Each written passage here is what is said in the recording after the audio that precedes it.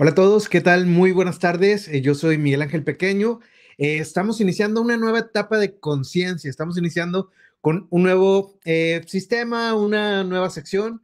Se llama Diálogos Conciencia, con el único objetivo de compartir información, compartir ciencia a un auditorio que a lo mejor no está tan involucrado, pero bueno, aquí se los vamos a desmenuzar. Vamos a tener invitados muy importantes, invitados con gran trayectoria en el cual vamos a hablar de temas también muy trascendentes que yo creo que va a ser de interés para todos ustedes. Entonces, bueno, ya para no dar más largas y para no hacer esto más extenso, voy a darle pie a todos los invitados que van a estar el día con nosotros y vamos a dar una breve reseña de ellos. Vamos a invitar aquí al doctor Javier, al doctor Eduardo, al doctor Tomás Martínez y al doctor Arturo Mora. Me voy a permitir, antes de darles la bienvenida a todos ustedes, leer una breve reseña de cada uno de ustedes, si me lo permiten, en un segundito, aquí estamos. Vamos a iniciar con el doctor Tomás Martínez Trinidad. Él es profesor de posgrado en Ciencias Forestales del Colpos, especialista en arboricultura y taxonomía urbana. Ha formado más de 30 profesionistas de posgrado y cuenta con más de 80 publicaciones científicas sobre arbolado urbano. Es arborista certificado por la ISA, miembro honorario de la AMA y de la propia ISA, donde también ha sido vicepresidente y parte del Comité Hispano. Su trayectoria ha sido reconocida por ambas asociaciones y ha colaborado también como asesor en el Grupo de Trabajo de Bosques Urbanos de la Comisión Forestal para América del Norte y participa activamente en programas de capacitación en temas de arbolado urbano. Es también miembro de la Red Internacional de Investigación Ecosistemas y Arbolado Urbano y pertenece al Sistema Nacional de Investigadores en nivel 2. También tenemos la presencia del doctor Eduardo Alaní Rodríguez. Él es profesor titular en la Universidad Autónoma de Nuevo León, especialista en caracterización de comunidades vegetales, restauración ecológica y bosques urbanas. Ha dirigido 57 tesis y es autor de 8 libros, 12 capítulos y más de 200 artículos científicos. Ha coordinado 7 proyectos de investigación y es miembro del Sistema Nacional de Investigadores, también nivel 2. Es miembro también de la Academia Mexicana de Ciencias, la Academia Nacional de Ciencias Forestales y del Consejo Consultivo de la Somerefo. Lidera además la Red de Investigación en Ecología y Restauración de Ecosistemas Forestales y forma parte de la Red Internacional de Investigación en Ecosistemas y Arbolado Urbano. También nos va a acompañar el día de hoy el doctor Javier Jiménez Pérez. Es profesor investigador de la Facultad de Ciencias Forestales de la UANL y es miembro del Sistema Nacional de Investigadores. Es integrante de múltiples sociedades científicas como la SER, ISA, UFRO, AMA, AMC, Somerefo y la REINAU. Sus líneas de investigación incluyen la restauración ecológica, la cuantificación de carbono en ecosistemas arbóreos, la diversidad biológica y la mitigación del cambio climático. Además, cuenta con una destacada producción científica de más de 200 artículos, 3 libros y 14 capítulos con más de 800 citas. Ha liderado proyectos como la reforestación ecológica en el Parque Nacional Cumbres de Monterrey y ha sido asesor científico para el Fondo Ambiental Metropolitano, el Plan Nacional de Restauración, el Consejo Ciudadano de Nuevo León y diversas empresas. Y por último, también tenemos la presencia del doctor Arturo Mora Olivo, quien es profesor de tiempo completo en la Facultad de Ingeniería y Ciencias e investigador del Instituto de Ecología Aplicada de la Universidad Autónoma de Tamaulipas. Su trabajo se centra en taxonomía, ecología, etnobotánica y conservación de plantas vasculares en ecosistemas forestales terrestres y acuáticos. Ha sido responsable de 19 proyectos de investigación y es autor de 12 libros, 40 capítulos y más de 130 artículos científicos, además de diversas publicaciones de divulgación científica. Lidera el Cuerpo Académico de Ecología y Conservación de Ecosistemas y es miembro de la Sociedad Botánica de México, la Sociedad Mexicana de Recursos Forestales y la Red de Investigación en Ecología y Restauración de Ecosistemas Forestales. A todos ellos les damos la más cordial bienvenida a esta primer Diálogos Conciencia de Podcast Conciencia. Hace mucho que no hacíamos algo así, hace mucho que teníamos la página ahí un poquito estancada, pero para cerrar el año yo creo que va siendo momento de darle vida de nuevo a Conciencia y qué mejor con un proyecto tan importante como Diálogos Conciencia y con invitados de alta trascendencia como ustedes ya lo están viendo. Así que a todos ellos les damos la más cordial bienvenida a esto que es el primer episodio de estas charlas, de estas entrevistas de Diálogos Conciencia. ¿Cómo están? Bienvenidos. Bienvenidos, Miguel. Muchas gracias la invitación. Perfecto. Eduardo, yo creo que vamos a arrancar contigo, Eduardo. La primera pregunta, para centrarnos todos, hemos visto ya que varios de ustedes, de hecho todos de ustedes, pertenecen a esta nueva red de investigación y quería preguntarte cómo surge esta red internacional de investigación de ecosistemas y arbolado urbano y además qué necesidades o vacíos se identificaron para poder hacerla y cuál es el objetivo general de esta red. Gracias, primero que nada, por la invitación aquí a Diálogos Conciencia. Es un honor participar y compartir escenarios con los colegas. Muy buena pregunta. La Red Internacional de Investigación nace de la necesidad de poder unir a investigadores que trabajábamos de manera un poco aislada en diferentes regiones del país y que teníamos un tema en común, que es investigar y generar conocimiento de los ecosistemas urbanos, ¿no? Entonces trabajamos con nuestros equipos de trabajo, con nuestros tesistas, con algunos colegas, pero durante algunos congresos hemos estado platicando ya acerca de poder conformarnos como red de investigación y podernos apoyar, ¿no? No sé si nos puedas proyectar unas diapositivas ahí que se tienen acerca de la red. Es una red bien conformada. Sí, es una red bien conformada. La siguiente diapositiva, por favor. Como buenos académicos, generalmente nos apoyamos con diapositivas. La representación visual nos ayuda mucho. Esta red nace de este tipo de eventos, ¿no? En el Congreso de Botánica, Congreso Forestal, Congreso Mexicano de Ecología, y finalmente en el de Restauración Ecológica ya se generaban mesas temáticas de ecosistemas urbanos y suburbanos, y ya coincidíamos algunos, ¿no? Finalmente nos animamos a formar la red. La diapositiva siguiente, por favor. Y esta red se integra inicialmente muy fuerte. Somos 35 integrantes, todos en el eje de la investigación, de la ciencia, de 17 instituciones, principalmente universidades, pero también hay instituciones de investigación y un par de consultorías con fuerte presencia científica. Los integrantes tienen 20 especialidades, principalmente la evaluación de ecosistemas urbanos, y la representación que tenemos en México es importante. Estamos en 12 estados de la República y tenemos actualmente un colega extranjero. La siguiente diapositiva, por favor.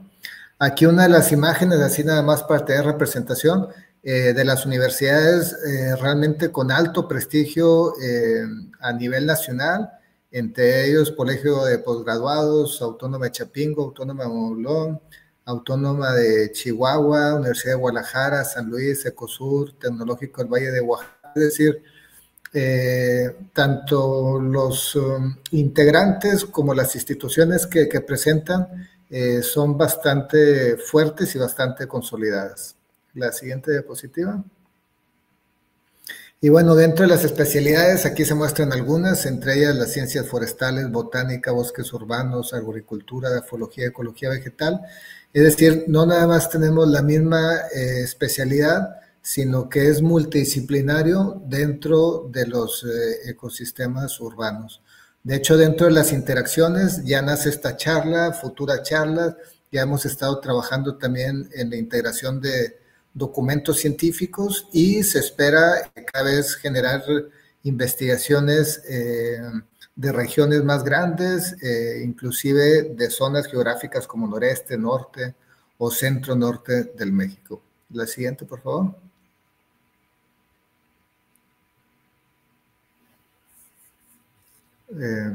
La siguiente. Perfecto, entonces ahí se termina la presentación y de ahí nada más que estamos muy contentos, o sea, los 35 integrantes, recientemente de hecho tuvimos una reunión y en la reunión nos mostrábamos muy contentos por todas las cosas que tenemos proyectadas, entre ellos reuniones, generación de infografías, nos queremos hacer más fuerte en redes sociales, entonces muy contentos y muy contentos nuevamente por la invitación, Miguel, a este Diálogos con Conciencia. No, hombre, yo más que agradecido de que todos ustedes están aquí, que se tomen parte de su tiempo, que yo sé que son personas muy ocupadas y gracias por estar en este primer episodio de Diálogos Conciencia.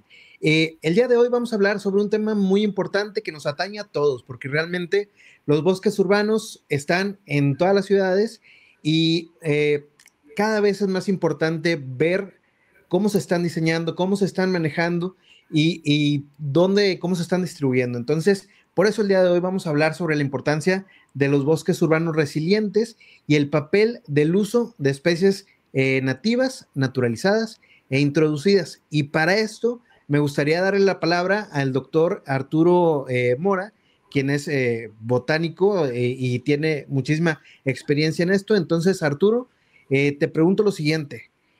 ¿Nos podrías dar una definición de bosques resilientes y cómo se definen las especies nativas, naturalizadas e introducidas para dar un contexto a todas las personas que nos están viendo y que a partir de aquí ya agarremos todas estas definiciones para el resto de la charla?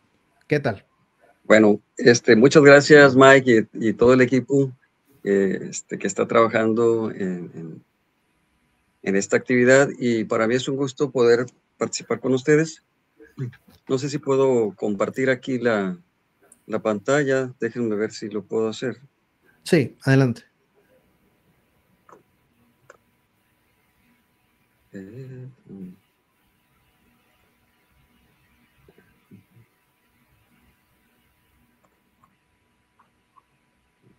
Voy a poner...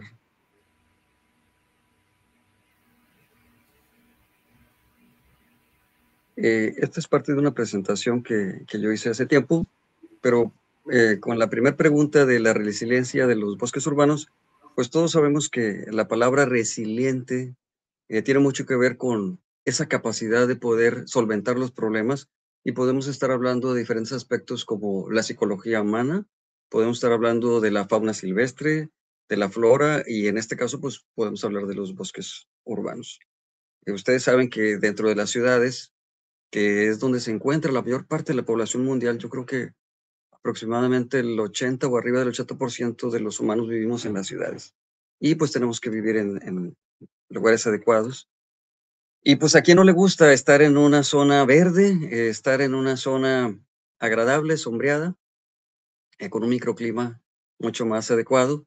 Y pues también tenemos el problema de que las grandes ciudades tienen presiones muy importantes, no solamente desde el punto de vista antropogénico, sino de los fenómenos mundiales como es el cambio climático y otros problemas ambientales. Y los bosques que están conformados por una mezcla de elementos bióticos, eh, naturales, flora y fauna, algunas aunque no sean nativas pueden ser introducidas, pero bueno, también el ser humano forma parte de estos bosques, y las autoridades y todos contribuimos como sociedad a ser parte de estos ecosistemas, aunque ya están modificados. Entonces, los bosques urbanos han sufrido, como todas las áreas que existen en el planeta, de estas presiones que nosotros mismos les hemos causado, de hecho. Y bueno, un bosque, como los que estamos viendo aquí en la imagen, tiene la capacidad de poderse recuperar si nosotros los dejamos de presionar. Uno de los problemas fuertes que tenemos en la actualidad es el mismo crecimiento urbano, que a veces muchas de las áreas verdes van disminuyendo por este fenómeno de la expansión de la ciudad, y van quitándole espacios a las áreas verdes.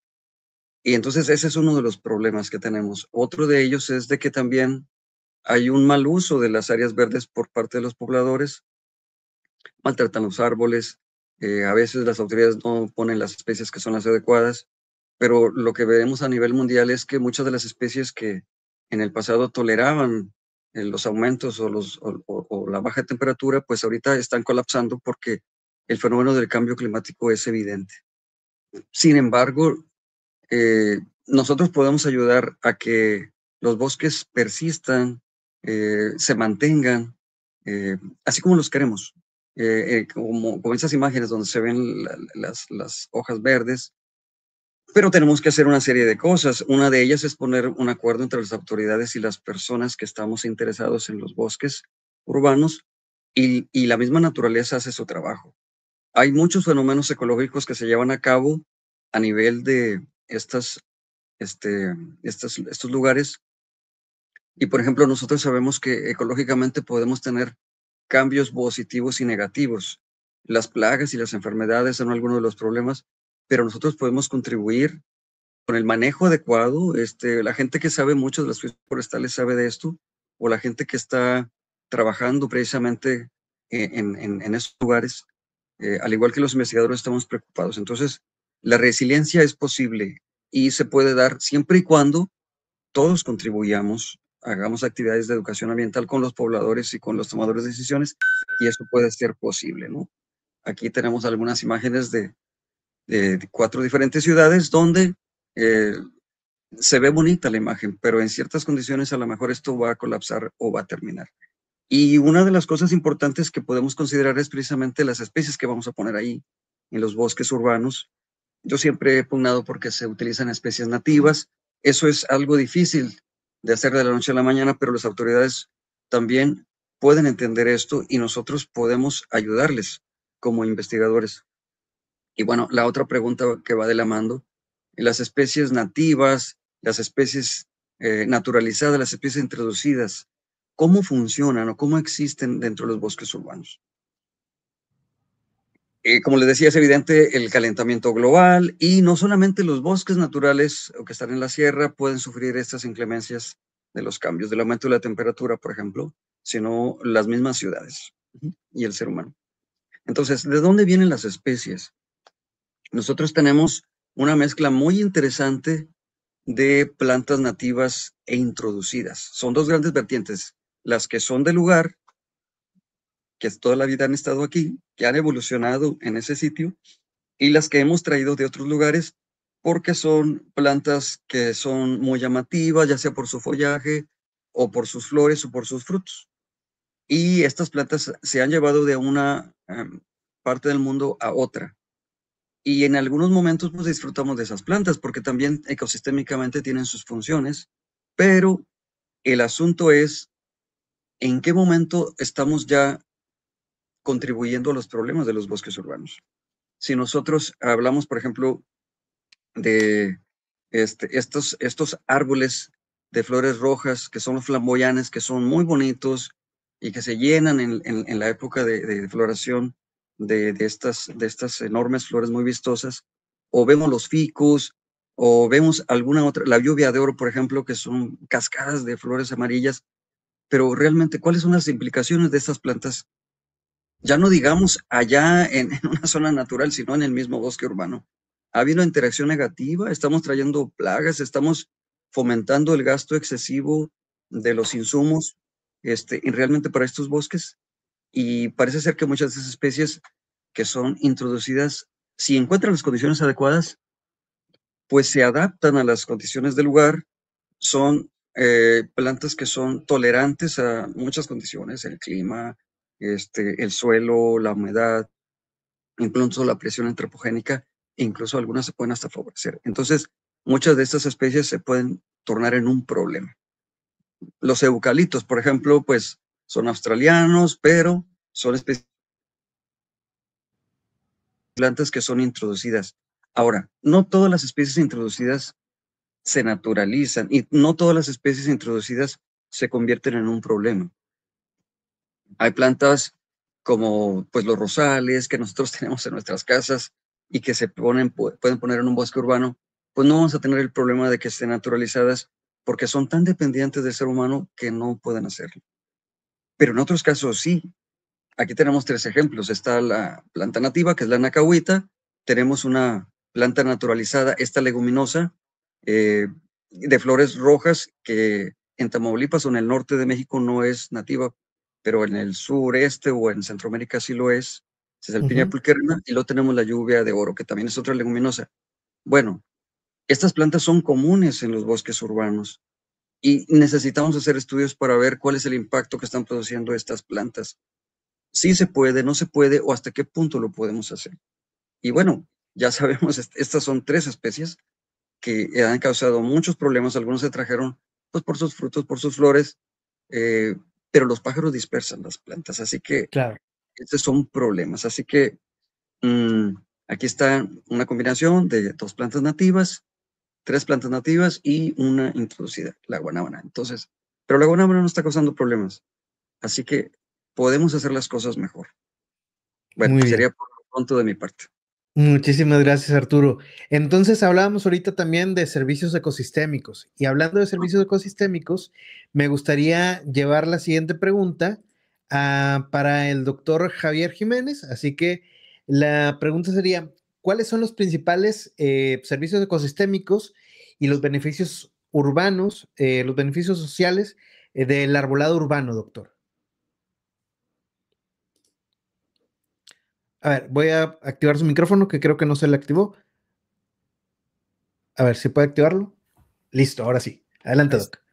Bueno, antes que nada, muchas gracias por la invitación a este primer foro y otros muchos que se van a tener sobre la arboricultura y también a Eduardo Alanís por haberme invitado y habernos invitado a participar en este primer foro. Y sí me gustaría, y qué bueno, porque se toca un tema que en foros y cuestiones muy dispersas se habla de los famosos servicios ecosistémicos. Y ahí había que entender, antes se denominaban servicios ambientales, hoy se denominan servicios ecosistémicos, y uno diría, bueno, pues es lo mismo, ¿no? O sea, pues, ¿cuál fue cuando anteriormente, cuando hablábamos de servicios ambientales, lo que hablábamos era del árbol en sí?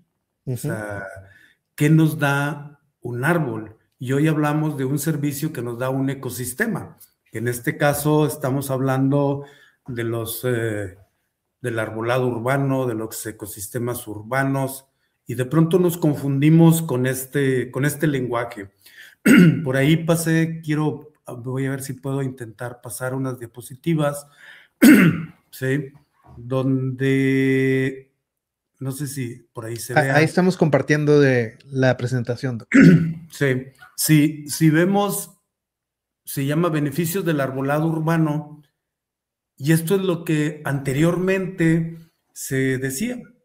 Bueno, le sirve para la temperatura, te ayuda un poco, te le da plusvalía a tu casa, puedes tener algunas cuestiones de fauna, pero todo estaba basado en la economía. O sea, al tener tú un árbol o 2 árboles en tu casa o 3, podías tener ese beneficio, que más que un servicio era un beneficio, que era lo que te estaba dando, ¿no? Pero al final estaba todo fundamentado en que tenías una plusvalía, una mayor plusvalía de tu hogar y una mayor economía. Y nada más, te protegía tu carro, te daba más sombra, te reducía el clima de tu casa, o sea, no más. Entonces, eso fue en los años 80, 90, en el 2000, y esto se empieza a transformar y ya no era ese servicio ambiental de un individuo arbóreo, sino que ahora hablábamos de un ecosistema. Y dejar ver si lo cambia. No, ahí está. Hoy en día, esos beneficios de los bosques urbanos se denominan servicios ecosistémicos. Dices, ¿y cuál fue? O sea, ¿cuál fue el cambio? Y aquí es donde entra lo interesante de los ecosistemas urbanos, porque al igual que los ecosistemas naturales, estos, si vemos el primer punto, es que nos ayudan a mitigar, perdón, el cambio climático. Observemos lo que nos está diciendo, o sea, ya no nos preocupamos por nuestro hogar, por el disminución de temperatura, la sombra que me otorgaba, el beneficio que le daba a la fauna, sino que ahora estaba hablando o estoy hablando de qué nos está pasando en el planeta. Hay este cambio climático, este calentamiento global, y resulta que los árboles o los individuos arbóreos lo pueden hacer, ¿sí? era, como les explico a mis estudiantes, tan fácil como es la fotosíntesis, ¿verdad? Y muchas veces nos olvidamos, y esto lo hacen los árboles sin costo alguno. El otro punto más importante y el por qué estamos en este planeta es porque respiramos, pero requerimos el oxígeno, y estos los proveedores nuevamente vuelven a ser los árboles que nos dan este oxígeno, o sea, absorber el CO2, fijan el carbono y liberan el oxígeno.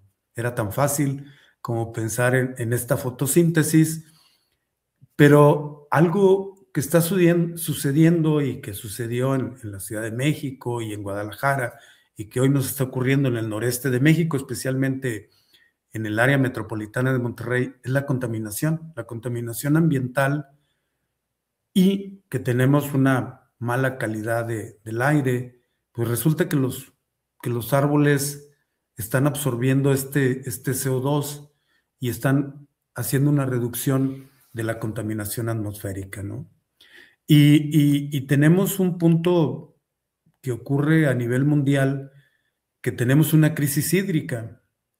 Y esta crisis hídrica, lo que hacen los árboles es que capturan y trasladan esta cuestión pluvial hacia los mantos freáticos, que hacen que se recarguen, y entonces tengamos una mejor calidad y una mayor cantidad de agua, que eso es lo más importante. Y bueno, esto principalmente, eso es lo que ocurre, ¿sí? Hoy en día, al hablar de los servicios ecosistémicos, hay otros beneficios u otros servicios que nos prestan los bosques, y esto es algo bien esencial, que hoy el ser humano necesita: la tranquilidad. Fíjate, no la tenemos. O sea, y yo les digo, cuando doy estas pláticas sobre los servicios ecosistémicos, le dije: abracen un árbol, ¿sí? Ya que no los abraza nadie, ya que nadie nos abraza hoy en día, abracen un árbol y déjense querer, ¿verdad? O sea, y pues yo lo hago. O sea, hace poco estuve en unas cabañas y dice: abrazas un árbol y te sientes muy bien. O sea, se lo recomiendo. Y esto, fíjate, Doc, que eso lo están recomendando también a nivel mundial, hasta psicólogos. O sea, tú vas a terapia y te verán tan estresado, yo no sé, pero de repente te dicen: mira, ¿sabes qué? Vete al bosque, desconéctate, abraza un árbol y tranquilízate. Yo creo que sí tiene gran parte de importancia, ¿no? Sí, dije, ya nadie te abraza, entonces pues ve y abraza un árbol, hombre, no te pasa nada. Igual es un ser vivo, pero y te da tranquilidad. Te digo, yo lo viví hace 2, 3 semanas, abrazas un árbol y con los que yo: abrácenlo, hombre, no pasa nada, no se sientan mal. Pero aparte de esto, te dan salud, o sea, te dan tranquilidad, te da salud, y hoy en día, bueno, ahí le puse que te dan bienestar. Hoy en día están poniendo en los hospitales, en las ventanas, árboles. Y algo que yo les comento: ¿saben ustedes por qué es el color verde de las hojas? O sea, tan simple, pregunta de primaria. O sea, a ver, ¿por qué? Porque contiene cloroplastos, o sea, por eso es verde y por eso te da tranquilidad y por eso Pero los árboles...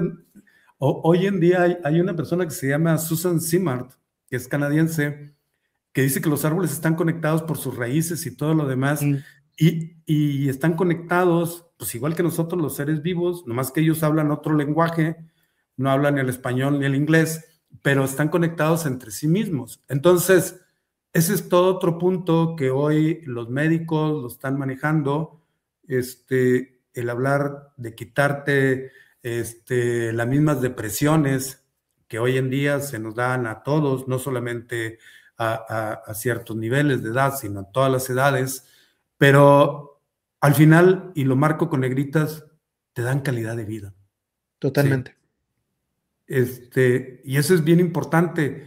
Y si se fijan de dónde venía, del cambio climático, que era global, a tu calidad de vida. O sea, de lo general a lo particular, en el ser humano. Y por eso son beneficios de los bosques como tal, ¿sí? Y bueno, freno aquí, es un tema muy largo, pero adelante, Mike, perdón. Sí, no, de hecho, o sea, para puntualizar un poquito, se ha recomendado también no me acuerdo, ya hace algunos años, que se pintaran fachadas de edificio y todo de color verde, por lo mismo, porque el color verde te da cierta tranquilidad, pero ahora qué bueno que le estamos dando la vuelta a la tortilla y en vez de solamente pintar de verde, mejor hay que hacer más y mejores bosques urbanos que nos van a dar esa tranquilidad sumada a todos los beneficios ecosistémicos de los que ya hablaba aquí el doctor Javier. Así que, Doc, Pero, muchísimas gracias. Dígame, adelante. no, o sea, y es por eso, ya nomás concluyo, o sea, ¿por qué se reunían antes nuestros padres y todos los demás en la plaza? Aparte de Sí, platicar con el amigo y el vecino, pues tenías el frescor y tus vecinos eran los árboles. Entonces sí, te sí. daba esa tranquilidad, platicabas con ellos y te regresabas a tu casa, se regresaban nuestros padres. Hoy no hacemos ese hábito y hoy nos hemos perdido en otras cosas. Adelante, perdón. Totalmente de acuerdo. Y bueno, siguiendo en ese mismo contexto sobre los beneficios, las ventajas, los servicios ecosistémicos que brindan los bosques urbanos, me gustaría ahora preguntarle al doctor Tomás, ¿cuáles son o cuáles considera usted que son las ventajas ecológicas de las especies nativas comparado, ahí versus las limitaciones de las especies introducidas en las ciudades? Sí, gracias, Miguel. Igualmente me uno a la invitación a este evento y tengo igual preparada una presentación. Nada más, corrobórame que ya la están viendo, Miguel. Aquí estamos ya. Adelante. Perfecto. Entonces, ventajas ecológicas, ¿verdad? Obviamente empezamos por las ventajas. Preparé este pequeño texto para poder guiarnos, ¿verdad? Y la principal que quisiera comentar es, estas especies nativas han crecido siempre ahí, pues, y eso les ha permitido coevolucionar y servir de soporte a la diversidad local, ¿sí? Esta coevolución no solamente es entre los propios árboles, sino también con la biota local, que son insectos, aves, hongos y microorganismos, los cuales ayudan a sostener redes tróficas complejas. De tal forma que estudios en ambientes urbanos han señalado que existe una mayor riqueza de artrópodos herbívoros y que incluso las especies nativas sirven de alimento y refugio a aves insectívoras o incluso a polinizadores locales. Esto nos lleva a mencionar que las especies nativas generan una mayor contribución a los servicios ecosistémicos indirectos, ¿sí? Y por mencionar dos, los principales, ¿verdad? Control biológico y polinizadores, ¿verdad? El primero, por eso dicen, generalmente son árboles que se enferman menos, ¿verdad? Porque contribuyen mucho con el control biológico. Un segundo punto que quisiera mencionar es un mayor ajuste al contexto ecológico regional. ¿Qué significa? Bueno, estas especies nativas muestran tolerancia a los regímenes climáticos históricos, o sea, temperatura y usualmente hoy en día estacionalidad. ¿Qué significa? Bueno, que están, de alguna manera decimos, usualmente, ¿verdad?, están adaptadas ya a ese tipo de regímenes, pues, que se presentan, pues. E incluso hay un mejor desempeño en los suelos locales, puesto que esta misma adaptación tiene que ver con lo que es en el suelo, propiedades muy importantes, ¿verdad?, que la gente que se encarga del arbolado urbano no me va a dejar de desmentir.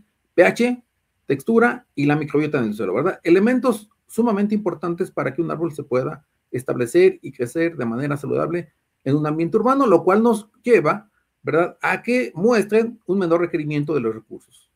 Sin embargo, esta ventaja no es absoluta, puesto que hay que decirlo, ¿verdad? Nos pueden gustar las especies nativas, pero no todas las especies nativas en un ambiente urbano van a prosperar, porque bien conocemos que son ambientes altamente modificados.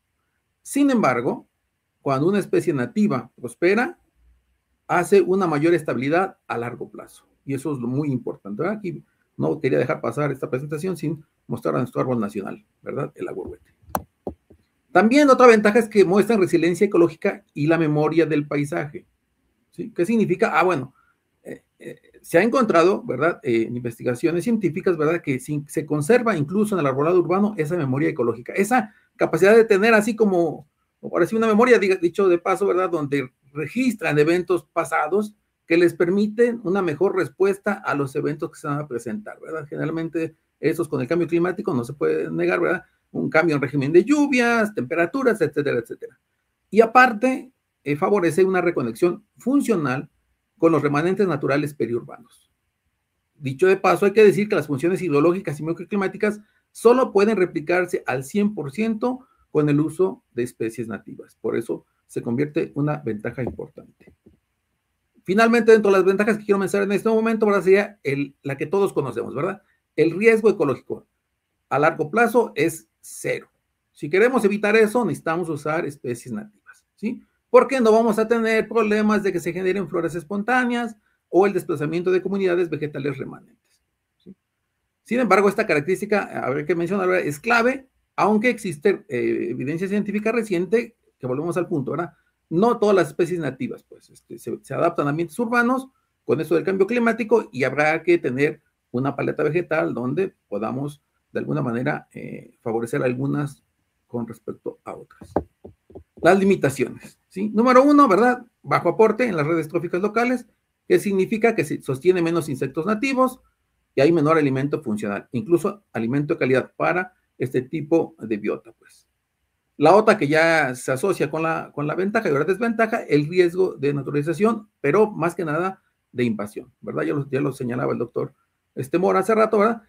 Nos preocupa, ¿verdad?, que se desplacen especies locales porque estas son muy oportunistas, pues, ¿no? Eso no significa que las especies del todo sean malas para ambientes urbanos, ¿sí? Son útiles e incluso funcionales, pero menos eficientes y ecológicamente costosas a largo plazo. La imagen, ¿verdad?, de un jardín en una comunidad cercana aquí en Texcoco, ¿verdad?, donde lo que tenemos ahí es pirul y eucalipto, ¿sí? Entonces, digamos, a lo mejor no se ve a lo mejor muy mal ni muy bien, ¿verdad?, pero está generando esos servicios útiles e incluso funcionales. La otra es la alteración de procesos ecosistémicos, una limitación, ¿sí? Hay literatura que señala que modifican el ciclo de los nutrimentos, modifican la composición del suelo y alteran el régimen hídrico del paisaje, ¿verdad? Dentro de las cuales, y todo el mundo conocemos, ¿verdad?, el bendito eucalipto, ¿verdad? Aquí tenemos una imagen de un parque en Coyoacán, ¿verdad?, donde es el pasaje de los eucaliptos. Ciertamente, ¿verdad?, que se encuentra, pero no es al 100% necesariamente. Entonces, hay que tomarlo en cuenta, ¿verdad? Queremos evitar esos problemas, usamos una nativa, pero en ambientes urbanos, en algunas ocasiones, las introducidas pueden cumplir una función. Y dicho de paso, ¿verdad?, el problema es nosotros que nos encontramos aquí en lo que era un lago, de pronto también es muy difícil decir, bueno, ¿y ahora qué ponemos como especie nativa?, ¿no? Entonces, por eso es que también vamos a tener un recurrente uso de especies introducidas, o fueron, y que ahora a lo mejor ya son consideradas naturalizadas. Y eso puede asociarse a una dependencia del mantenimiento, pero, sin embargo, va a depender mucho de qué especie estemos hablando, ¿sí? La selección tanto de un grupo como del otro, ¿sí? Estas especies introducidas maximizan servicios inmediatos a costa de una menor integración ecológica y, ojo, siempre eso va a estar un riesgo asociado, ¿sí? No sabemos si en algún momento esta pueda mostrar ciertas características de una especie invasora. Con eso cerraría ahorita mis comentarios sobre esta pregunta que me hicieron y daría paso a... Perfecto, muchísimas gracias, doctor. Muy interesante. Y ahora, hablando sobre esto mismo, porque es sumamente importante y sumamente interesante, me gustaría darle la palabra al doctor Eduardo Alanís, quien ha tenido también muchas experiencias en el noreste de México, trabajando con especies nativas e introducidas. Entonces, me gustaría ver en los proyectos en los cuales has estado colaborando, Eduardo, y también en bosques urbanos en el noreste de México, ¿cuáles han sido esas experiencias o los aprendizajes o lecciones que ha dejado el trabajar con especies nativas y con especies introducidas? Hay que activar tu micro, porfa. Excelente, Miguel. Muchas gracias por la palabra y por la pregunta. Muy interesante. Durante muchas décadas se estuvo trabajando en arborizar con especies introducidas. Si gustas proyectar la presentación, por favor. Y estas especies introducidas eran producidas, de hecho, en viveros en el centro de México. Y del centro de México, estas especies se distribuían naturalmente en el centro de México, pero también en el sur y en el norte. Y acá en el norte, durante muchas décadas, se estuvieron utilizando especies que fueron de moda a nivel nacional. Y por las características del norte, muchas de ellas no prosperaron. Acá las condiciones de requerimientos hídricos, de las altas temperaturas y de las heladas no permiten que especies del trópico se desarrollen adecuadamente. La siguiente diapositiva. Esta es una imagen acerca de la sequía que tuvimos hace unos muy pocos años, donde las presas de gran parte del norte de México estuvieron en sus límites más inferiores y tanto el agua para consumo humano, para actividades agrícolas, ganaderas o industriales era bastante limitado.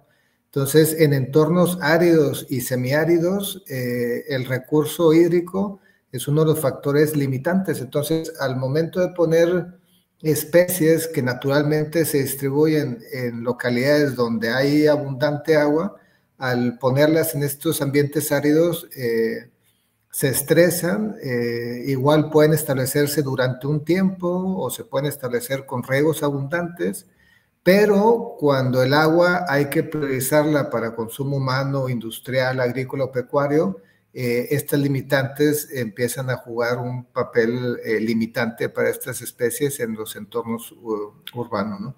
De hecho, ya por ley, acá en el estado de Nuevo León, no se puede estar regando con agua potable, es decir, el agua como comúnmente llamamos entubada o el agua de la llave, estas áreas verdes, porque la prioridad es abastecer otros sectores, ¿no?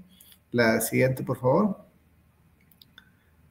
Otro de los elementos es las heladas. Cada cierto tiempo, cada cierta frecuencia, esta es una línea del tiempo con 103 años, donde se han registrado 8 heladas en los últimos 103 años. Digamos que hay una frecuencia de cada 13 años sucede estos eventos.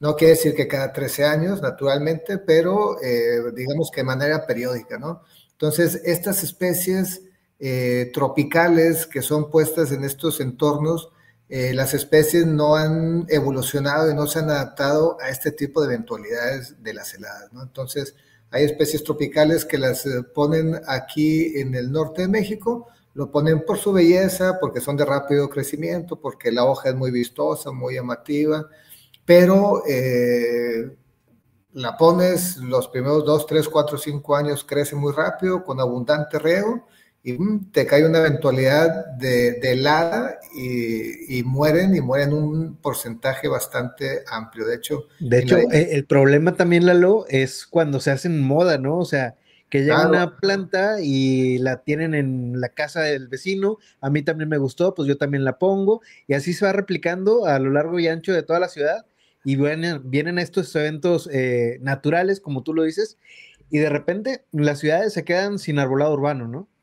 efectivamente, sí, en la época de los 90 nos tocó aquí en Linares y a principios de los 2000 con los ficus, cuando fueron una especie muy de moda. De hecho, en los fraccionamientos nuevos te comprabas la casa y te regalaban un árbol y se hicieron bosques puros de ficus.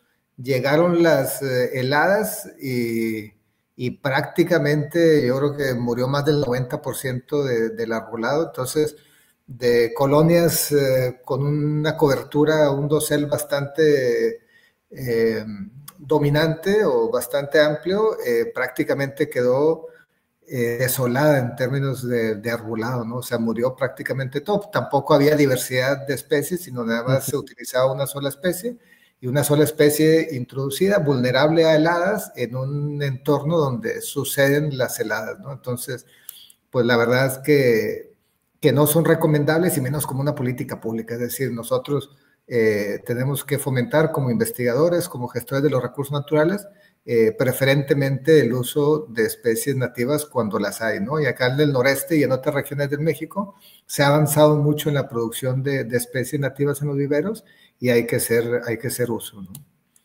La siguiente diapositiva, creo que hay otra, y esta es una imagen interesante acerca del riego. Este es un parque importante en el área metropolitana de Monterrey, se le conoce comúnmente como la Alameda, o la Alameda Mariano Escobedo, y es una imagen del 2019 y del 2024. Durante la sequía prohibieron el riego durante el 2019, 20, 21, y ya no se regó. Entonces, si bien muchos de esos individuos son de especies que son introducidos, pues con riego, más o menos, algunas especies son tolerantes, digamos, heladas, pero requieren digamos, niveles hídricos bastante altos, y al momento de que se nos vino la sequía, se prohíbe el riego, pasamos rápidamente del lado izquierdo al lado derecho, ¿no? Entonces, fue un tema acá en el área metropolitana importante, porque muchos árboles murieron, hubo derribo de árboles, sustitución de árboles, y hay un impacto social bastante fuerte, ¿no? Pero eran árboles con necesidades hídricas importantes. Perfecto. ¿Tienes otra diapo? Creo que ya no, ¿verdad? Bueno, y esta última era de los ficus, que precisamente ahorita que platicamos Miguel y yo, de cómo de la imagen superior, que eran como bosques de ficus, pasamos a la imagen inferior, donde todos los ficus murieron, ¿no? Entonces, digamos que la suspensión del riego, como la diapositiva anterior, o las eventualidades de heladas, digamos que no le juegan a favor a las especies de origen tropical puestas en entornos áridos o semiáridos, que son las experiencias regionales dentro de nuestra localidad acá como universidad dentro del norte de México, ¿no? Perfecto. Bueno, y aprovechando que tenemos aquí en pantalla al doctor Tomás, ya hablamos con Eduardo sobre el noreste de México, pero me gustaría saber la misma pregunta, ahora enfocados al centro y sur de México. Doctor, ¿nos puede contar un poquito más sobre las experiencias que han tenido ustedes allá Claro. utilizando especies nativas e introducidas, porfa? Sí, claro, ahorita que deje de Gracias, Eduardo. Lalo, quiero comentar de entrada en lo que compartimos, ¿verdad? ¿Cuál es la experiencia, verdad? Si nosotros revisamos los inventarios de arbolado urbano aquí en el centro sur, más corrobórame, ¿sí lo están viendo, Miguel? No. Deme unos minutos, es que no me aparece la presentación de... A ver. Si es que no dejo de compartir, déjame... Ok, va. Vamos de nuevo.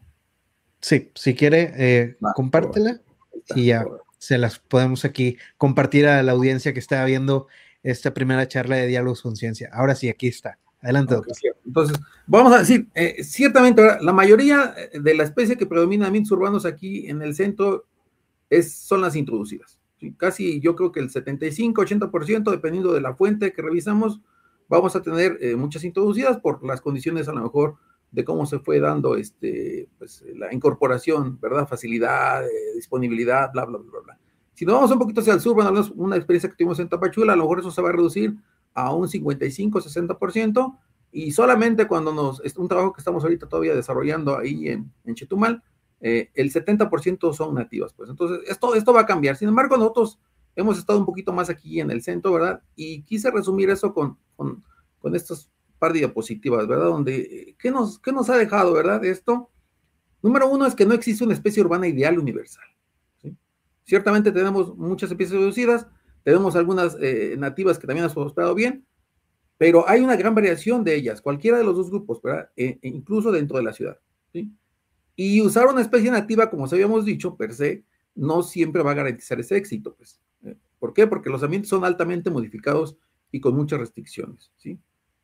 De aquí es que se vuelve importante, ¿verdad? Incluso la procedencia, de dónde viene, climática, y promover sitios que reproduzcan las condiciones ecológicas básicas, ¿verdad? Cuando a mí me preguntan, ¿qué le debo de hacer al árbol, ¿verdad? Para que el árbol se encuentre bien en un ambiente urbano, trata de simular las condiciones naturales donde crece ese árbol.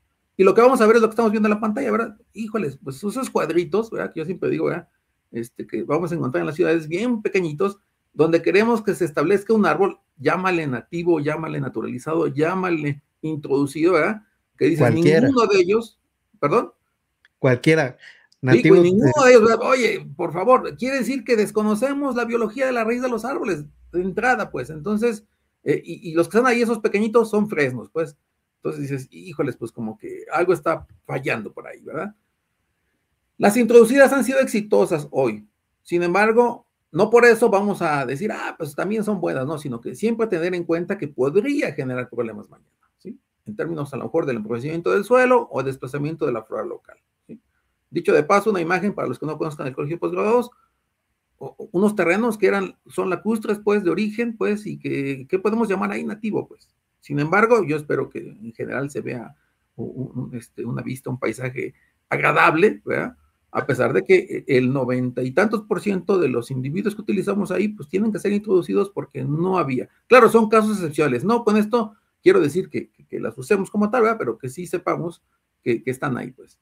Y entonces de pronto yo siento que aquí en México, bueno, en la zona centro, ¿verdad? Ese debate de si es nativa o es introducida, al día de hoy ya es insuficiente, ¿sí? ¿Entendemos las ventajas de las nativas? Sí. ¿Hay que promover nativas? Sí. ¿Somos un país biodiverso? Sí. ¿Tenemos que usar nativas? Por supuesto.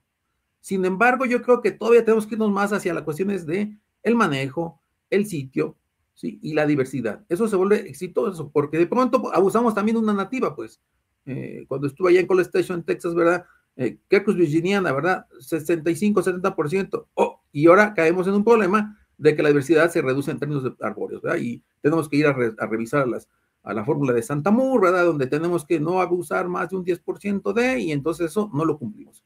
Por lo tanto, y también lo que dice la literatura, las experiencias más exitosas combinan nativas con algunas, o sea, dicho de paso, solo con algunas, introducidas que sean de bajo riesgo, ¿sí? Entonces, con esto yo cerraría mi comentario, Miguel. Perfecto, doctor. Es muy interesante eso que mencionaba de cómo poder jugar con el diseño, cómo podemos tener unos bosques equilibrados, por así decirlo. Ahora, todos estos comentarios que hemos llevado a cabo me llevan a la siguiente pregunta y me gustaría darle la palabra al doctor Javier Jiménez, que ya lo tenemos aquí en pantalla. Le agradecemos al doctor Tomás por esta participación. Muchas gracias, doctor.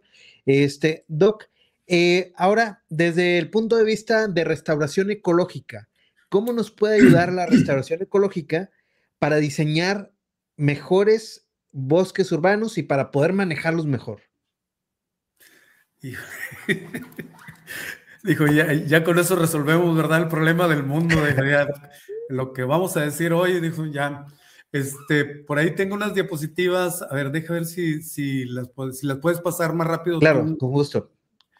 Eso se me olvidó ahorita presentarlo. Eso es cómo reacciona un árbol, cómo absorbe el CO2, cómo fija el carbono y cómo libera el oxígeno en algo tan simple que era la fotosíntesis, ¿no? Y la otra pregunta que siempre les hago, ¿los árboles de dónde crecen? ¿Para adentro, para afuera o de afuera para adentro? Pero esa es una pregunta para responder después. La deja de tarea. Se lo voy a dejar de tarea, ¿no? Los árboles, como les digo, ¿de dónde crecen? ¿De adentro para afuera o de afuera para adentro? Pero estos son los principales servicios ecosistémicos que hoy requieren o requerimos los seres humanos porque son servicios. Entendamos que es un servicio y que es un beneficio que nos otorgan los bosques urbanos. Y cuando vemos esto, pues es lo mismo, ¿no? O sea, la absorción del CO2, la fijación del carbono, la producción de oxígeno, lo que hablábamos ahorita acerca de la crisis hídrica y la cuestión de contaminación atmosférica. Hoy hablamos otros temas de las cuestiones de los servicios ecosistémicos. Pero de acuerdo a tu pregunta, y si damos la siguiente diapositiva, yo sé que no se pueden leer los números, que es una locura, pero eso nos pasa a la gente que nos dedicamos a la ciencia. Y cuando hablamos de carbono y de CO2 y de oxígeno, y hablamos que hay toneladas y tantas toneladas por hectárea, y yo les digo, ¿y cómo es una tonelada de carbono? ¿Es cuadrada, redonda? ¿La pongo en una bolsa? ¿O es un cuarto lleno de...? ¿Qué es esto? O sea, si yo no lo logro comprender, pues no voy a poder dar a entender lo que es una tonelada de carbono. Cuando me vi en esto, dije, bueno, si yo no me explico, y yo digo, hay 40 toneladas de carbono por hectárea, pues un empresario o las personas de una ciudad, el ciudadano común, pues si yo no me sé qué es, pues menos me lo puedo explicar. Y entonces lo que hice fue una traducción, hacerlo en autos. Cuando yo te digo, son 10 autos, uno tras otro, pues me vas a entender que esos son 10 toneladas de carbono, ¿sí? Y entonces me puse a la tarea de decirte cuántos árboles requerimos en una ciudad para que tu automóvil esté trabajando y estén los árboles absorbiendo lo que tú estás generando.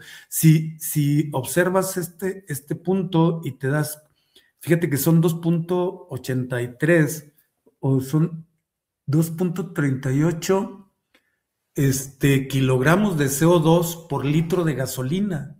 Es una locura. Y esos no son datos míos, o sea, son los mismos datos que nos da la Semarnat. Esto nos los dio en el 2014 de la gasolina de la Premium y la otra que es una gasolina verde o algo así, ¿no? Entonces, somos una locura. O sea, Monterrey tiene más de 2 millones de automóviles. Imagínate el consumo de gasolina, nos van a faltar árboles. Si pasamos a la siguiente diapositiva, pues ya, o sea, dice que requerimos 70 árboles de 4 pulgadas para absorber el CO2 de un automóvil. Eso es para Monterrey. Entonces, tendríamos que poner los árboles unos arriba de otros, ¿verdad? O sea, para poder cubrir todos los árboles y tener la solución al cambio climático, la mitigación al cambio climático en el área metropolitana de Monterrey. O sea, digo, no podemos abatir de pronto el cambio climático, no lo podemos solo lo podemos disminuir. O sea, habrá que hacer las compensaciones con las mismas empresas, habrá que hacer estas mitigaciones de cambio climático ante quien corresponda a las... Pero esto es tan importante que muchas veces, bueno, esto yo lo presento en muchos lugares, que comprendamos todo el desorden que estamos haciendo como seres humanos y que nuestra solución en parte, en gran parte, son los árboles urbanos.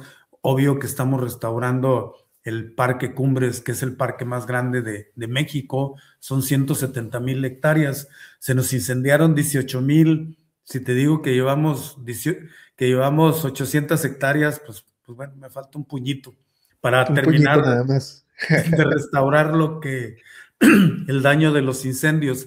Si pasamos la siguiente diapositiva, si fueras tan amable, sí.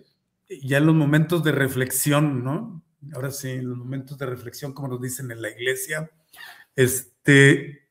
y algo que todos hemos planteado aquí, ¿qué son los nativos, no nativos, los introducidos y las resiliencias y todo lo demás? La pregunta que yo me haría, si yo plantara un árbol hoy, ¿qué árbol sería? ¿Y dónde y cuándo lo plantaría? Que aquí tanto Tomás como el mismo Arturo y Eduardo nos han dicho lo mismo, ¿no? O sea, a ver, ¿qué queremos, no? Pero al final, ¿qué es lo que buscamos con plantar árboles nativos o árboles introducidos? Punto, ¿verdad? O sea, y pues lo que queremos es que nuestras ciudades sean más habitables. Fíjate, tan sencillo. O sea, calidad de vida, nuevamente, o sea, vuelvo a insistir. O sea, ¿para qué quiero árboles nativos o para qué quiero árboles introducidos? ¿Para qué quiero que todo esté verde? O sea, ¿cuál es el sentido de poner árboles urbanos? O sea, ¿por qué de pronto nos dio a la tarea de plantar árboles por todos lados, ¿no? Y finalmente, si me permites la última diapositiva y ya dejo de hacer los comentarios. Bueno, si le damos la siguiente, si fueras tan amable. Esto lo dejo siempre de lectura. Hay uno que el hombre que plantaba árboles, eso lo encuentran en YouTube, o lo encuentran gratis en todos los lados, de cómo a través de una semilla y otra semilla podemos nosotros engrandecer nuestros bosques, y no solamente urbanos, los bosques también naturales, los bosques rurales, o como se les denomine, ¿sí? Y cómo debemos de utilizar los suelos, porque hace como 3 semanas o 4 semanas leí que ahora hay suelos antrópicos, que son los suelos urbanos, ¿no? Que no son suelos, o sea, los antrópicos son del ser humano, o sea, los suelos urbanos no son suelos, como les digo, ¿no? O sea, es un cúmulo de tierras y de desarrollos urbanos y pues que no son suelos. Y de pronto me plantas un árbol nativo y por muy nativo que sea, si no tiene los nutrientes y si no tiene los adecuados sustratos, pues me decían, es que la vida ahora de los árboles son de 30 árboles. Le dije, sí, en la ciudad, porque no tienen ni los sustratos, ni los, ahora sí, ni los condimentos necesarios, ¿verdad? O sea, Las condiciones más básicas para poder sobrevivir. exactamente. O sea, tú lo plantas entre bloques y tierras y Sí. cemento y quieres que viva como en el bosque de forma natural, pues discúlpame.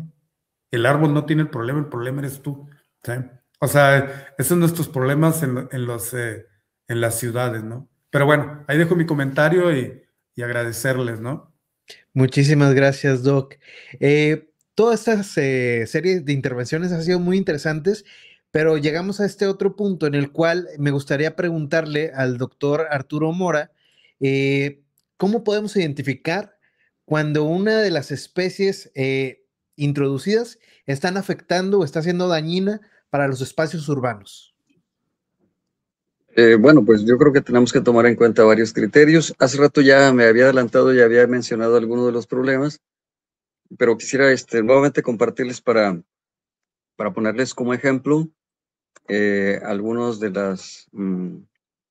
de lo que tenemos, de las especies que tenemos acá. Adelante, doctor. A ver, Muy bien, aquí está. pues Adelante. concretamente en el noreste de México tenemos varias especies que han sido introducidas y cómo detectarlas que se convierten en un problema. Muchas personas no lo notan si no están relacionadas con el tema. Este se llama Melia cederac, le dicen lila, tiene varios nombres comunes, le dicen canelo también. Y pues parece una planta invasiva, las flores son bonitas, crece rápido, eh, los frutos los comen las aves, o sea, todo pareciera que está bien. Pero bueno, así como trabajamos con bosques urbanos, también trabajamos con otras comunidades vegetales, por ejemplo, las comunidades de los ríos o de los bosques naturales. Y resulta que esta planta la empezamos a ver creciendo espontáneamente en el río San Marcos, aquí en Ciudad Victoria. ¿Cómo llegó ahí? Y la gente dice, ah, qué bonita está la planta, ¿no? Eh, pero sin dimensionar el problema. Otro ejemplo es el pirul chino, que esta es una fotografía que tomé allí en uno de los jardines de la ciudad. Y le pregunto a la señora, ¿por qué lo sembró? Porque me encantan los frutos de color rojo, y sobre todo en esta época navideña. Está muy bonita la planta y se lo comen los pajaritos. Entonces, eh, pues estas plantas no son de aquí. Algo que parece más inofensivo y todavía, al contrario, que parece algo bueno, las moras, que son plantas que dan frutos comestibles, y pues empezaron a aparecer espontáneamente en el río. Y pues qué bueno que haya plantas frutales, todo pareciera bien, pero como bien dijeron las personas, los pajaritos se comen los frutos y resulta que pues son el alimento de estos agentes dispersores. Hay varias maneras en las que las plantas se pueden propagar, las que se reproducen de manera sexual, producen frutos y los frutos se dispersan por roedores o por aves o por insectos.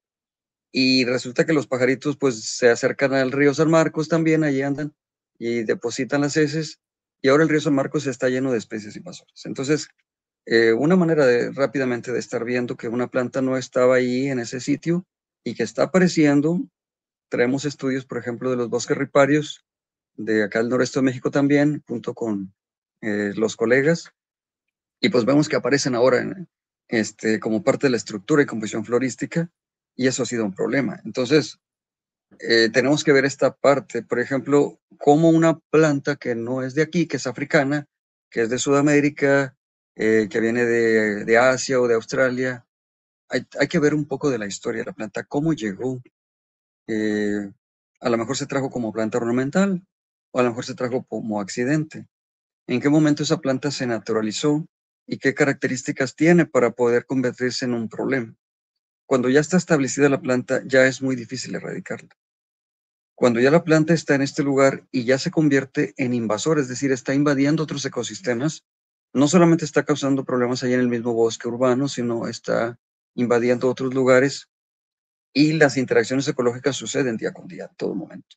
¿Cómo se está propagando esa planta? Entonces ahí sí interviene la ciencia, los investigadores y también la comunidad, o sea, la sociedad debe estar enterada de esto. ¿Cuál es la percepción tanto de nosotros como de los usuarios de los bosques urbanos sobre el hecho de que pueda estar o no presente una planta? Tengo un estudiante que hizo su tesis ahí en el río San Marcos y lo que estamos haciendo con él es de que tenemos que hacer actividades de educación ambiental. O sea, estar trabajando con las comunidades, pero también con las autoridades y con los tomadores de decisiones. México ya tiene una estrategia nacional de especies invasoras, tanto de flora como de fauna. Y tenemos una legislación ambiental para eso, sin embargo, no como se debería.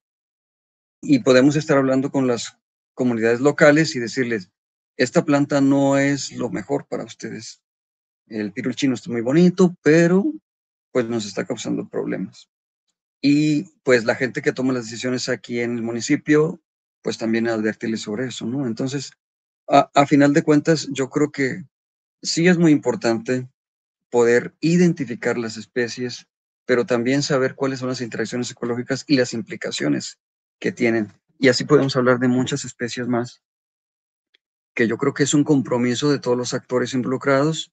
Y, por ejemplo, esta actividad que estamos haciendo de este podcast, pues que la gente lo escuche, que la gente lo sepa y que se acerque a las instituciones de educación superior, que podremos tener esta relación de un intercambio de ideas, ¿no? Pues para poder vivir mejor, como dijo el doctor Javier, estar en mejores condiciones de vida, y eso implica también que las especies estén en mejores condiciones de vida. Así que, pues, yo creo que por lo pronto es algo de lo que podríamos mencionar en este tema de las plantas naturalizadas que se pueden convertir en un problema. Muchísimas gracias, doctor. Tenemos espacio todavía para un par de preguntas, ya estamos casi cerrando, pero bueno, invitamos a todas las personas que nos están viendo, si quieren dejar alguna pregunta para los invitados, con todo gusto lo pueden hacer. Recuerden que estamos en vivo y ellos pueden contestar de una vez sus preguntas. Al último, como quiera, les vamos a pedir las redes sociales a todos, los correos, por si alguien quiere contactarse con ellos, hacerle una pregunta en lo particular. En un momento más se los vamos a pedir para que ellos los compartan.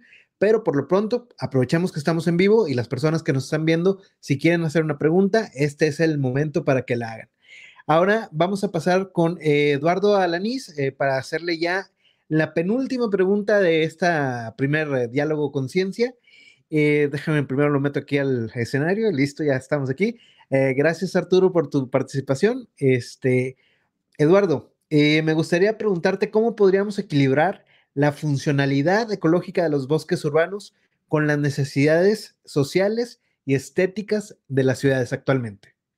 ¿Qué me puedes comentar sobre esto? ¿Puedes activar tu micro, porfa? Excelente, sí, muchas gracias. Gracias. Sí, pues muy buena pregunta. Estos entornos urbanos han sido gestionados históricamente tanto por los pobladores como por las autoridades, ¿no? Generalmente o es el municipio quien actúa o de manera voluntaria los vecinos se ponen de acuerdo y de manera individual van y ponen árboles o de manera colectiva compran una serie de árboles y lo ponen. Yo creo que actualmente estos bosques tienen que ser gestionados desde un enfoque multidisciplinario, digamos, o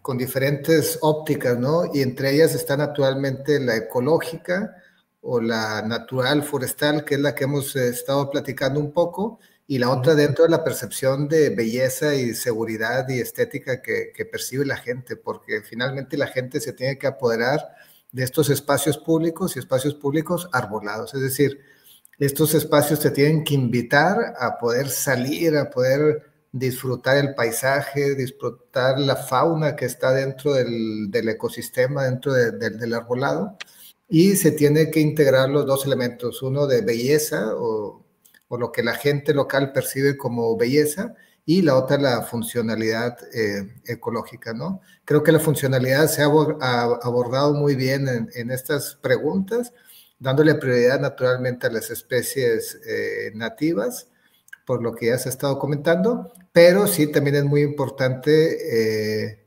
ver un poco la percepción, y la percepción va cambiando entre ciudad y ciudad y ecosistema, ¿no? O sea, no es lo mismo la percepción de bellezas en entornos áridos o semiáridos a templados que a tropicales, ¿no? Entonces, habrá que ver cuáles son las preferencias y trabajar sobre estos ecosistemas.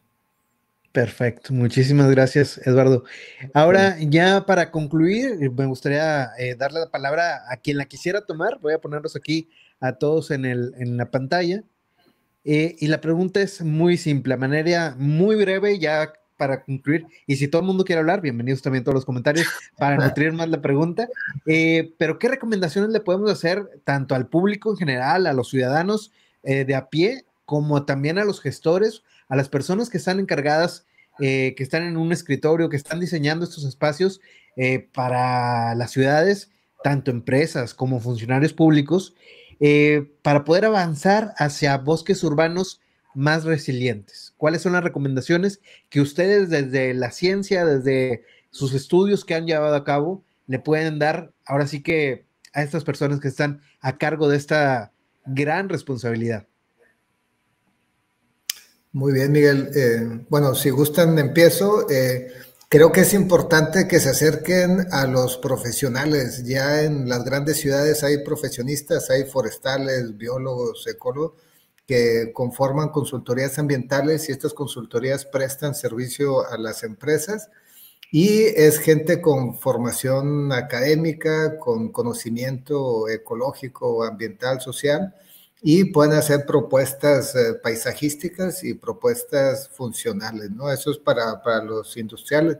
Y para el de a pie, que se informe en Departamento de Ecología, que se informe de los programas de reforestación que tienen en sus localidades y de las especies nativas. Generalmente hay mucho conocimiento de las especies nativas en localidades. Es muchas veces cuestión hasta de preguntarle al abuelo, al tío, a la gente que vive en entornos ahí cercanos, y procurar siempre el uso de las especies nativas. Brevemente, para darle oportunidad a mis compañeros de comentar también. Adelante, quien quiera tomar la palabra. Bueno, nomás brevemente, como dice Eduardo, considero que aquí tenemos que ver la diversidad de las especies nativas de las áreas, pero algo muy interesante y que hemos aprendido aquí es acerca de las nativas y la diversidad y la resiliencia misma de las especies. Y nuevamente insisto, esto es sobre el bienestar del ciudadano, sobre el bienestar, sobre la salud, el disminuir la depresión, el tener una mayor convivencia con nuestra naturaleza, pero también aquí faltó el tema educativo. Creo que requerimos que hoy nuestros jóvenes y la niñez desconocen qué es un mezquite, qué es un huizache, cómo se llaman las especies, y esto habrá que trabajarlo siempre. Eso es algo que se tiene que trabajar, pero aprovechemos que hoy hay una gran cantidad, hay este movimiento de las organizaciones no gubernamentales, de las consultorías, que nos pueden asesorar y decir con claridad qué árboles requerimos para nuestra región. Y eso es todo, y nuevamente abracen un árbol. Así es, así es. Buen ejercicio y buena tarea para todos. A ver, ¿alguien más, por favor, por ahí? Bueno, pues creo que vamos así como por orden de foto. Y entonces me gustaría comentar que es muy importante que nosotros como especialistas, o por lo menos de que nos hemos interesado en estos temas, sigamos en contacto pleno con las autoridades. Por ejemplo, podemos incidir en un reglamento del arbolado urbano.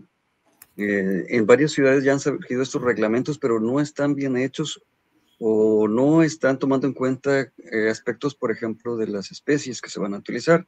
Pues vienen hablando de las podas, de las plagas o de las enfermedades, o de los requisitos, o del tamaño de la planta, pero no he visto mucho que hablan sobre qué especies son las que podrían estar poniendo. Eso por un lado. Y por el otro, también habría que hacer una labor ahí con los viveristas, con los mismos jardineros, pues para esto que decían de usar las plantas nativas, o sea que la gente le decimos, traigan plantas nativas al bosque urbano, que aquí está en Ciudad Victoria, de la señora Tere Valls, y resulta que le dice la gente, pero ¿dónde lo compro? No hay. nada más hay mezquite, o digo, nomás hay ébano y anacahuita y ya no hay más.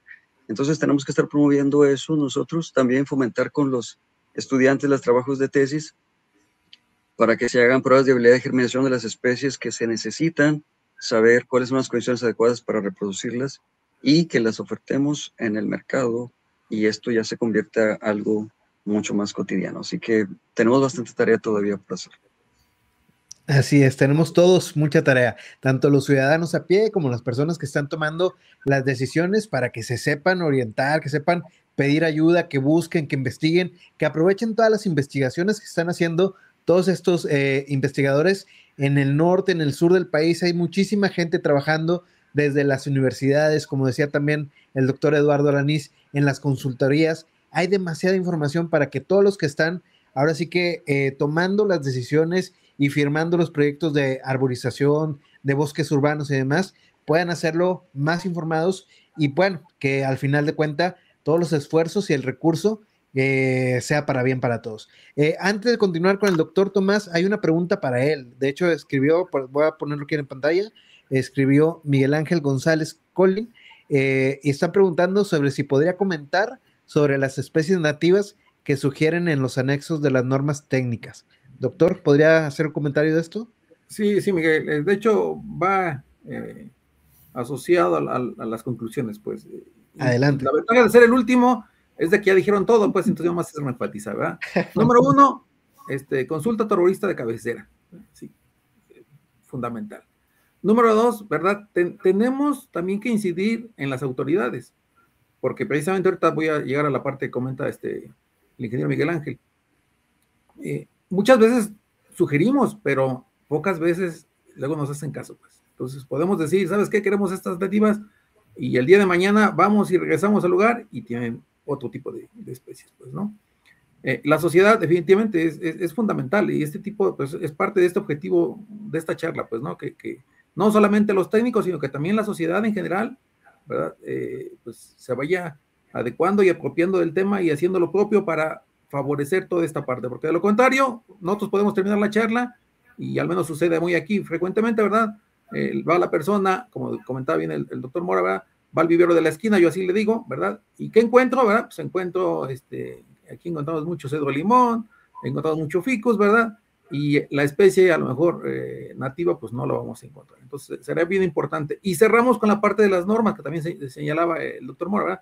Y de ahí vienen las normas técnicas. En el Estado de México, ¿verdad? Se generó una norma, y en esa norma tiene un anexo donde viene una lista de más de 100 especies, tanto nativas como introducidas, ¿verdad? O naturalizadas, que se sugiere para la gente. Y estamos en la adecuación de la norma, y creo que es importante, y por también voy a pedir al ingeniero Miguel que me recuerde cuando nos reunamos para avanzar en ese sentido, de a lo mejor ponerlo como tal, ¿verdad? Favorecer especies nativas antes de cualquier otra cosa, pues. Y con eso yo creo que podríamos estar de alguna manera contribuyendo un poco en este sentido, pues. Perfecto, muchísimas gracias a todos de nuevo por participar en este primer espacio de Diálogos Conciencia. Y ya para cerrar, si pueden, porque también estaban pidiendo por ahí sus correos, su contacto, si pueden mencionarlo por aquí. Recordemos que este video va a quedar grabado y queda disponible a través de Facebook y de YouTube, por quien quiera verlo, para quien quiera verlo, y por aquí pueden dejar su correo para quien quiera contactarles, hacerles alguna pregunta más específica, lo que sea. Empezamos contigo, Eduardo, ¿cómo ves? Perfecto, mi correo electrónico es eduardoforestal@gmail, y un gusto haber estado aquí en esta charla. Muchas gracias. Doctor Javier, ¿puede activar el micro, por favor? Por enésima vez, ¿verdad? jjiménez20@gmail.com. Perfecto, muchísimas gracias, doctor Arturo. Igual el micro, porfa, también. Perdón, es el correo amorao@docentes.uat.edu.mx. Perfecto, y ahora el doctor Tomás. Es TOM de Tom, tz@colpos.mx, o teclee mi nombre y estoy seguro que va a aparecer ahí la información. Exacto, sí, búsquelos ahí en Google y seguramente van a dar con su ResearchGate o su Facebook o su correo institucional ahí van a estar y ellos van a estar muy contentos de responder todas las dudas que ustedes tengan. Por mi parte, no es nada más que agradecerles a todos ellos que han estado en este primer espacio y a todos ustedes que nos han sintonizado. Les recuerdo que van a haber más espacios de estos. Sigan pendientes de las redes de Podcast Conciencia. Y pues nada, aprovechando que ya estamos en épocas decembrinas, desearles la mejor de las fiestas para todos ustedes. Que tengan igualmente todos nuestros invitados un excelente cierre de año y un buen 2026 que ya está en puerta. Gracias a todos. Gracias. Nos vemos. Saludos. Hasta luego.